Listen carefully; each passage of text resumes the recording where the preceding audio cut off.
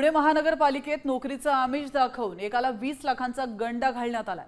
पालिकेतील वरिष्ठ अधिकाऱ्यांच्या बनावट स्वाक्षऱ्या आणि शिक्क्यांचा वापर करून आरोपींनी तरुणाला नियुक्ती आदेशाची प्रत देऊन त्याला फसवलंय। या प्रकरणी पीडित तरुणांना पुणे पोलीस आयुक्तांकडे लेखी तक्रार दाखल करत गुन्हा नोंदवण्याची मागणी केली आहे। या प्रकरणी अयाज हसन शेख, अनवर सय्यद आणि वीरेंद्र पवार या तिघांविरोधात तक्रार दाखल करण्यात आली आहे।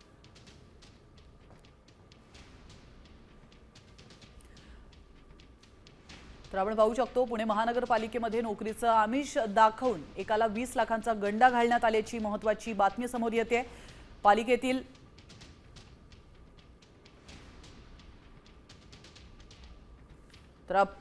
पालिकेतील वरिष्ठ अधिकाऱ्यांच्या बनावट स्वाक्षऱ्या आणि शिक्क्यांचा वापर करून आरोपींनी तरुणाला नियुक्ती आदेशाची प्रत दिली आणि त्याला फसवलंय।